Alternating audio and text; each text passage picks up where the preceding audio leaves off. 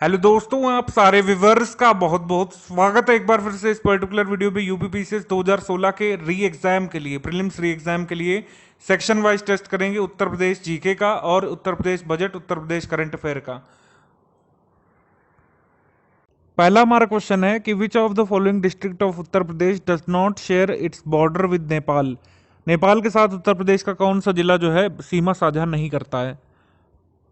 तो पीलीभीत करता है आपका, श्रावस्ती भी करता है, महाराजगंज, सिद्धार्थनगर ये करते हैं, सीतापुर इनमें से नहीं करता है। ठीक है, ऑप्शन नंबर सी। आप मैप में अगर सीतापुर को देखेंगे तो ये रेड कलर से है, ये कहीं से भी नेपाल से सीमा साझा नहीं कर रहा इधर से।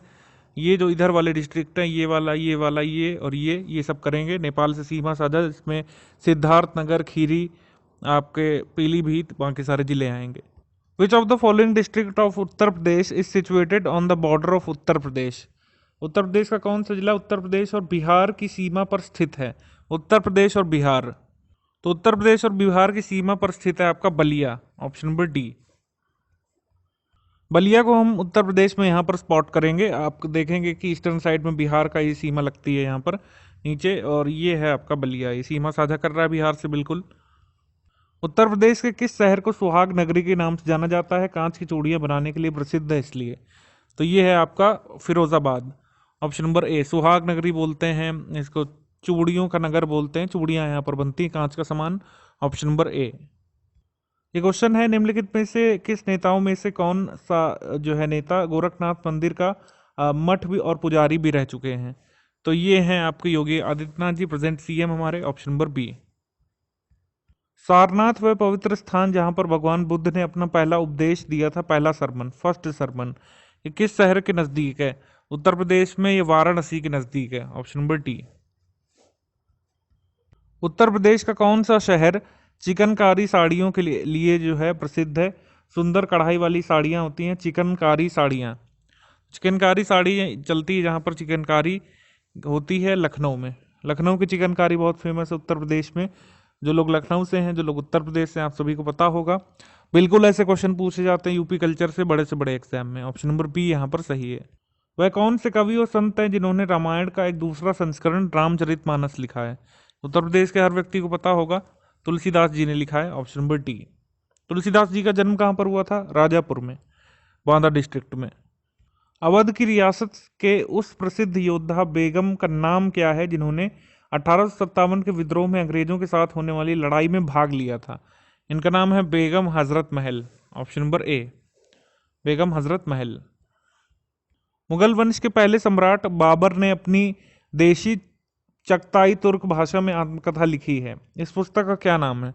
इस पुस्तक का नाम है Baburnama, option number B, Baburnama. Uttar Pradesh के किस शहर में आपको 11 मंजिला पगला बाबा का मंदिर देखने को मिलेगा? पगला बाबा का मंदिर आपको देखने को मिलेगा वृंदावन में, ऑप्शन नंबर ए। बिहार राज्य के सासाराम शहर में निम्नलिखित में से किस प्राचीन सम्राट का मकबरा है? तो ये मकबरा है शेर शाह सूरी का, ऑप्शन नंबर सी, शेर शाह सूरी। बुंदेलखंड नामक क्षेत्र जो है निम्नलिखित में से किस सीमा के अंतर्गत आता है? तो ये उत्तर प्रदेश का हिस्सा जो मध्य प्रदेश से बॉर्डर करता है वो है Bundelkhand, option number B. Uttar Pradesh के निम्नलिखित में से किस जिले में प्रतिवर्ष बटेश्वर मेले का आयोजन होता है? मेले फेस्टिवल पूछे जाते हैं उत्तर प्रदेश के। बटेश्वर मेला लगता है आगरा में, option number D. Uttar Pradesh के आगरा जिले में कपास की स्वदेशी किस्म की बुआई का उपयुक्त समय क्या होता है?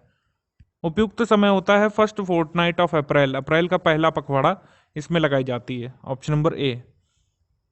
सेंसस 2011 के हिसाब से उत्तर प्रदेश की जनसंख्या का वृद्धि प्रतिशत कितना है?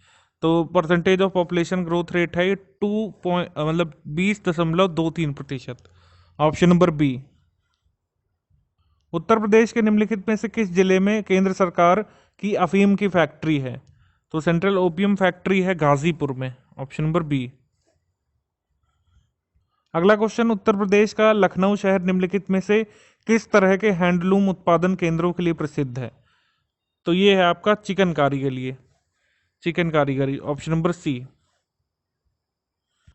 एक बार फिर से इस तरीके का आ सकता है कि फिरोजाबाद शहर किस तरह के उद्योग के लिए प्रसिद्ध है? तो कांच उद्योग के लिए, ऑप्शन नंबर सी। निम्नलिखित में से किसने 1857 के विद्रोह को दबाने के लिए अंग्रेजों को सहायता प्रदान नहीं की? तो अंग्रेजों को सहायता प्रदान नहीं की थी बेगम हजरत महल ने, क्योंकि ये विद्रोह में शामिल थी। बाकी सिंधिया ने, ग्वालियर के सिंधियाओं ने, निज़ाम के हैदराबाद के निज़ामों ने और भोपाल की सिकंदर बेगम ने हेल्प की थी अंग्रेजों की। ऑप्शन नंबर बी यहाँ पर सही होगा हमारा। उत्तर प्रदेश राज्य में परीक्षा बांध किस नदी पर बना हुआ है? परीक्षा डैम बना हुआ है बेतवा पर। Option number C. उत्तर प्रदेश को पहले संयुक्त प्रांत के रूप में जाना जाता था, किस वर्ष इसका नाम उत्तर प्रदेश रखा गया है बताना है। उत्तर प्रदेश नाम पड़ा है संयुक्त प्रांत का। ऑप्शन नंबर सी 1950 में। संयुक्त प्रांत से उत्तर प्रदेश के रूप में नाम बदलने के बाद उत्तर प्रदेश का पहला राज्यपाल कौन सा है? कौन से बने थे? ये हैं Hormusjee Firoz Shah Modi. Option number B. अगला क्वेश्चन है कि अंग्रेजों के खिलाफ भारतीय सैनिकों द्वारा पहला बड़े पैमाने पर विद्रोह, जिसे वेल्लोर म्यूटनी बोलते हैं, ये कब हुआ था? वेल्लोर म्यूटनी हुई थी 1806 में। Option number C. Ikhlas Khan का रोजा मकबरा जो है ये उत्तर प्रदेश में कहाँ पर बना हुआ है? तो इखलास खान का रोजा है बदायूं में। Option number D. निम्नलिखित में से कौन सा देश उत्तर प्रदेश के साथ एक अंतर्राष्ट्रीय सीमा साझा करता है? एकमात्र देश है ये Nepal. Option number B. Uttar Pradesh का निम्नलिखित में से कौन सा जिला ऐसा है जो इस राज्य के अन्य जिलों से घिरा हुआ है? यानी किसी अन्य राज्य या देश के साथ सीमा साझा नहीं करता है, केवल उत्तर प्रदेश के जिलों के साथ ही घिरा हुआ है। तो ये है आपका हरदोई। ठीक है, क्योंकि कहीं ना कहीं जो है ललितपुर जो है मध्य प्रदेश से लगता है, सहारनपुर किससे लगता है? पंजाब से लगता है। देवरिया किससे लगता है? बिहार से। ठीक है, मतलब देवरिया जो है ये बिहार या नेपाल से लगता है। हरदोई ऐसा डिस्ट्रिक्ट है जो केवल अपने ही डिस्ट्रिक्ट से घिरा हुआ है, उत्तर प्रदेश के डिस्ट्रिक्ट से घिरा हुआ है। अनुभवी सुपरस्टार अमिताभ बच्चन का जन्म कहाँ हुआ था? ये इलाहाबाद से, आपको पता होगा। ऑप्शन नंबर ए यहाँ पर सही होगा। उत्तर प्रदेश में बांके बिहारी का मंदिर कहाँ पर पड़ेगा? बांके बिहारी का मंदिर है वृंदावन में।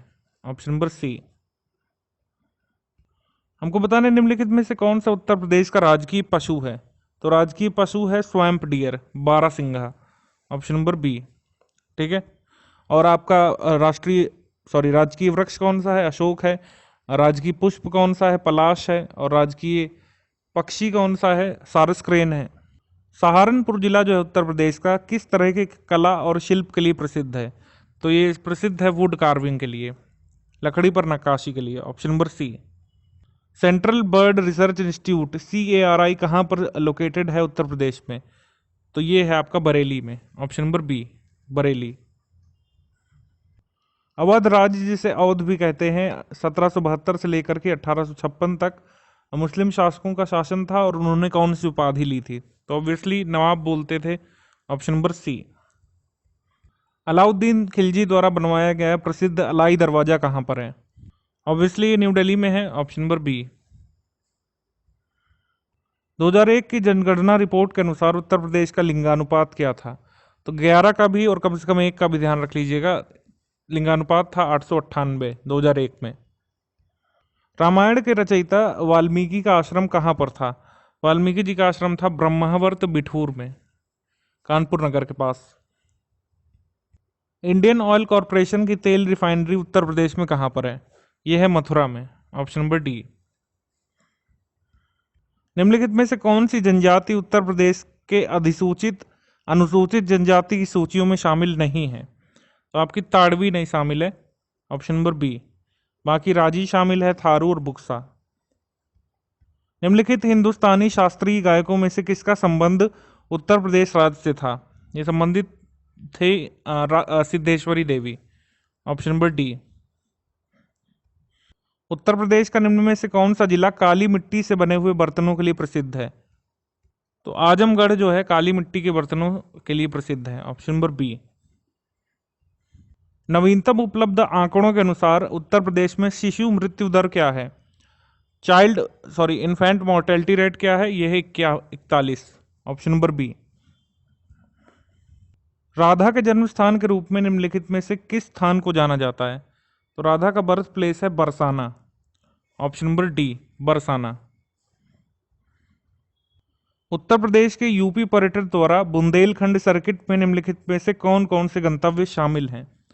तो बुंदेलखंड सर्किट में शामिल है आपका Bithoor, Chitrakoot, Jhansi, Kalinjar, Mahoba. Option number D शामिल है।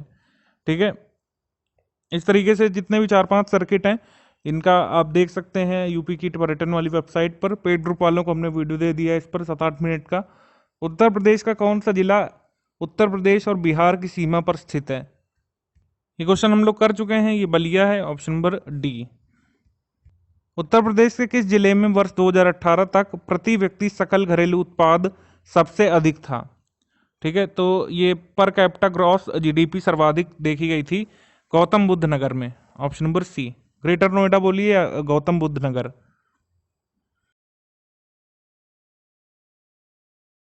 उत्तर प्रदेश का निम्नलिखित में से कौन सा राजकीय पुष्प है? हमने इसी वीडियो में आपको बताया है, पलाश है। ऑप्शन नंबर डी, पलाश। अब कल्चर से रिलेटेड क्वेश्चन, दमपुख्त जो है उत्तर प्रदेश में डैश की लोकप्रिय प्रक्रिया है? तो किसकी लोकप्रिय प्रक्रिया है? खाना बनाने की विधि की, कुकिंग रेसिपी है और नॉन वेज आइटम्स में यूज होती है दमपुख्त रेसिपी। ऑप्शन नंबर ए। भोजन के समय खाद्य पदार्थों को सजाने की औपचारिक परंपरा उत्तर प्रदेश में कौन सी है? तो ये है दस्तरखान। ऑप्शन नंबर सी, दस्तरखान। उत्तर प्रदेश के किस शहर को सिरेमिक सिटी के नाम से जानते हैं? तो सिरेमिक सिटी है आपका Khurja. Option number D. Uttar Pradesh का एक छोटा सा शहर डैश अपनी लाल मिट्टी के सजावटी बर्तनों के लिए जाना जाता है? तो ये है मिर्जापुर के पास पड़ता है Chunar. Option number C. Uttar Pradesh में भारतीय वाणिज्य एवं उद्योग मंडल एसोचैम यूपी की स्थापना कब की गई थी?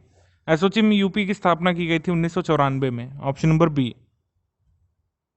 वन डिस्ट्रिक्ट वन प्रोडक्ट 2018 में लॉन्च किया गया और अभी भी लगातार साल दर साल सरकार प्रमोट कर रही है इसको। बजट में भी इसके लिए प्रोविजन किया गया है। बताना है उत्तर प्रदेश में डैश के लिए योजना है, तो इसका उद्देश्य क्या है? इंडिजिनस और स्पेशल प्रोडक्ट्स को प्रमोट करना, स्वदेशी और विशेष उत्पादों को प्रमोट करना। Option number C. अभी करंट अफेयर का थोड़ा पुराना क्वेश्चन है लेकिन फिर भी आ सकता है। यूपी खादी नामक ब्रांड के तहत राज्य में निर्मित खादी वस्त्र के संवर्धन हेतु समझौता ज्ञापन यानी कि मेमोरेंडम ऑफ अंडरस्टैंडिंग किस कंपनी के साथ साइन किया गया था? ये किया गया था अमेजॉन के साथ। Option number D. किशोरी बालिका योजना जो है ये 2019 की शुरुआत में आई थी। वर्ष में डैश दिनों के लिए विद्यालय में उपस्थित न होने वाली लड़कियों को संतुलित आहार प्रदान करने की पेशकश करती है। तो साल के 300 दिन यानी 10 महीने जो है संतुलित आहार प्रदान करेगी सरकार किशोरी बालिका योजना के तहत। Option number D. प्रधानमंत्री किसान सम्मान निधि योजना के तहत लाभ प्राप्त करने के संबंध में उत्तर प्रदेश का स्थान क्या है? तो प्रधानमंत्री किसान सम्मान निधि योजना में अक्टूबर 2019 सितंबर तक जो है देखा गया था कि यूपी फर्स्ट पर है इसके इम्प्लीमेंटेशन में। ऑप्शन नंबर ए यहाँ पर सही है। तो इसमें भी यूपी फर्स्ट पर है और प्रधानमंत्री आवास योजना ग्रामीण के परफॉर्मेंस में भी उत्तर प्रदेश फर्स्ट पर है। यूपी बजट स्पीच में 2020-2021 के यूपी बजट स्पीच में इसकी जानकारी दी गई थी। वर्ष 2020-2021 के लिए बजट 2020 के अनुसार राजकोषीय घाटा कितना अनुमानित है? तो राजकोषीय घाटा अनुमानित है 2.97%। इसको ऐसे के ऐसे ही याद करिएगा। जीएसडीपी का 2.97% है ये घाटा। वैसे तो आगे 3 सालों का भी अनुमान लगा लिया सरकार ने, लेकिन हम खाली इसी वर्ष का ध्यान रखेंगे। बजट 2020-2021 के अनुसार राज्य की ऋणग्रस्तता जीएसडीपी का कितना प्रतिशत है? तो ऋणग्रस्तता है 28.8%। Option number B. जीएसडीपी का 28.8% जो है यूपी में ऋणग्रस्तता है। एक सिंपल सा क्वेश्चन कि उत्तर प्रदेश बजट 2020-2021 का टोटल साइज कितना है? तो साइज है इतना। ऑप्शन नंबर ए 5,12,860 करोड़ रुपए। ठीक है, पॉइंट के बाद भी शायद 7 समथिंग है लेकिन उतना इंपॉर्टेंट नहीं है। 5,12,860 करोड़ रुपए का बजट था 2020-2021 के लिए। अगला क्वेश्चन है कि 2018-2019 तक संशोधित अग्रिम अनुमान के तहत उत्तर प्रदेश में प्रति व्यक्ति आय कितनी है? ठीक है, नेट एनएसडीपी पर प्रति व्यक्ति आय है 2018-2019 तक 64,330 रुपए। ठीक है, अगर हम इसका अनुमान और बढ़ा दें, एस्टिमेटेड जो है 2019-2020 के लिए वो कितना है? वो है 70,419 रुपए।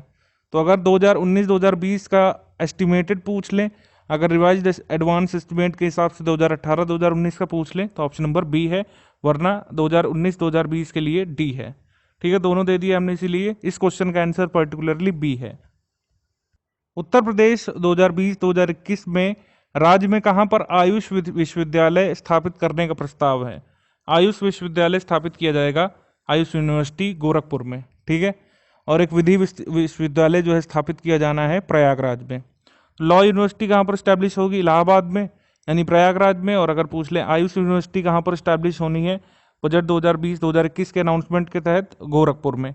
3 नई यूनिवर्सिटी और प्रस्तावित हैं। इस समय तक उत्तर प्रदेश में टोटल यूनिवर्सिटीज हैं कितनी आज की डेट तक? 17। उत्तर प्रदेश ने किस वर्ष तक 1 ट्रिलियन यूएस डॉलर्स की अर्थव्यवस्था बनने का लक्ष्य रखा है? और वो सहयोग करना चाहते हैं, जैसे भारत बनेगा 5 ट्रिलियन की अर्थव्यवस्था, वैसे ही 1 ट्रिलियन की अर्थव्यवस्था बनना चाहता है उत्तर प्रदेश 2024 तक। Option number D. हालांकि ये गोल बहुत मुश्किल है, कोरोना काल में ये जरूर आगे बढ़ेगा, तब जब आगे बढ़ेगा तो आप आगे का याद रखिएगा। उत्तर प्रदेश बजट 2020-2021 में सब्सिडी का सर्वाधिक हिस्सा किसको आवंटित किया गया है? तो सब्सिडी का सर्वाधिक हिस्सा जाता है सैलरी में, फिर आता है पेंशन में, फिर आता है इंटरेस्ट में। तो सब्सिडी का सर्वाधिक हिस्सा जाता है सैलरी के लिए। ऑप्शन नंबर ए। बजट 2020-2021 में पालनहार योजना का उल्लेख किया गया था। हमको बताना है इसका उद्देश्य क्या है। इसका उद्देश्य है दिव्यांग गरीबों के बच्चों का पालन पोषण करना। अगर माता पिता में से एक दिव्यांग है और यदि एक की मृत्यु हो चुकी है, एक दिव्यांग है, तो उनके बच्चों को आर्थिक सहायता प्रदान की जाएगी पालनहार योजना के तहत। ऑप्शन नंबर बी हमारा यहाँ पर सही है।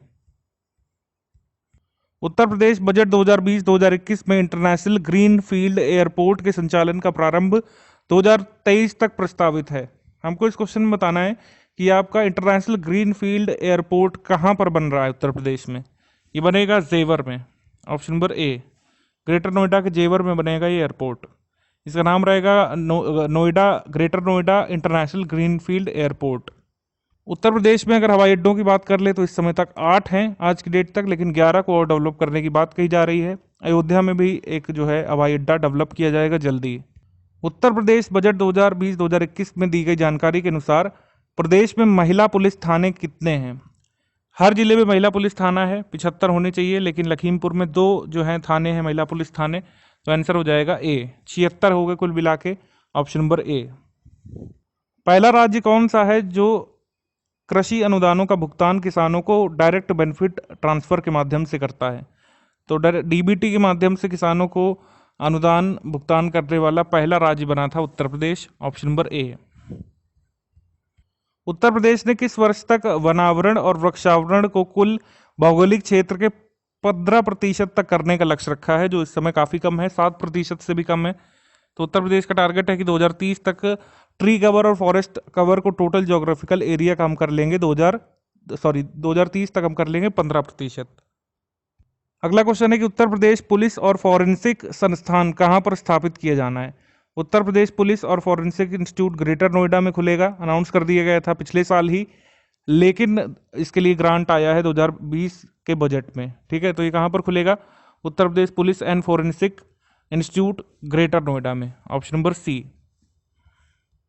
एलोकेशन के मामले में उत्तर प्रदेश में हम अगर पूछे कि जैसे आया था क्वेश्चन एसीएफ मेंस के जीएस पेपर 2 में 1 में आया था, सॉरी, तो उत्तर प्रदेश बजट 2020-2021 में सर्वाधिक आवंटन किस क्षेत्र के लिए किया गया है? उसमें 2019-2020 तक का पूछा था। अगर आगे पूछ ले यूपीपीसीएस पे कि सर्वाधिक आवंटन किससे मिला है, तो एक बार फिर से एजुकेशन को मिला है। ठीक है, एजुकेशन के बाद ट्रांसपोर्ट को मिला है, फिर इस तरीके से, तो सबसे ज़्यादा मिला है एजुकेशन को एक बार फिर से लगातार।